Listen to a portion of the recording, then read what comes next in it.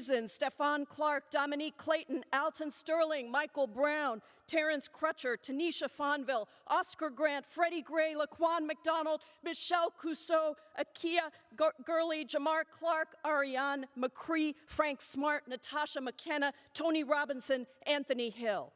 I rise for Alexia Christian, Mia Hall, Kaylin Rockamore, Peter Gaines, Sandra Bland, DeMarcus Samer, Willie Tillman, Alteria Woods, Jordan Edwards, Aaron Bailey, Antoine Rose II, Pamela Turner, Salvador Ellswood, Darius Stewart, Billy Ray Davis, Samuel DeBose. I rise for Felix Kumi, Tyree Crawford, India Kager, Antroni Scott, Troy Robinson, Anthony Ashford, Betty Jones, Nathaniel Harris Pickett, Aura Rosser, Dominique White, George Mann, William Chapman II, Brendan Glenn. I rise for all of our black brothers, sisters, and siblings who have been killed by law enforcement in this country. But, Madam Speaker, it is not enough just to say their names. It is not enough just to say that Black lives matter. We must fight for Black lives. And for real transformative justice, let us pass the George Floyd Justice and Policing Act as a bold, urgent, necessary first step.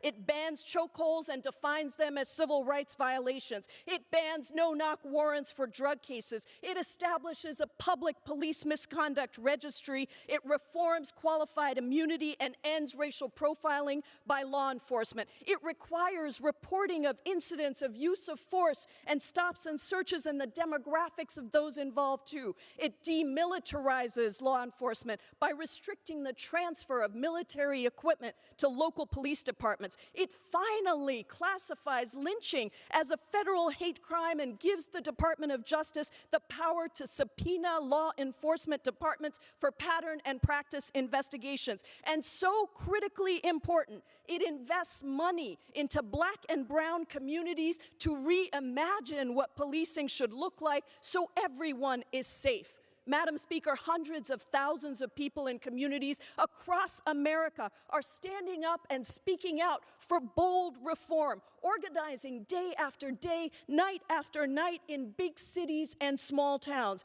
They have not just forced a necessary conversation, they have prompted necessary action.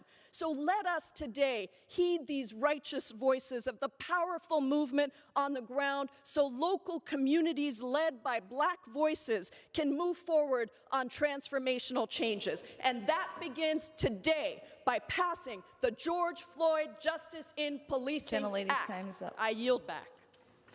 Gentleman from New York yields. Gentleman from Arizona is recognized. Madam Speaker, I yield 3 minutes to my friend from Wisconsin, Mr. Grothman. Well, it's going to be hard to think of something original to say, but we'll give it a go.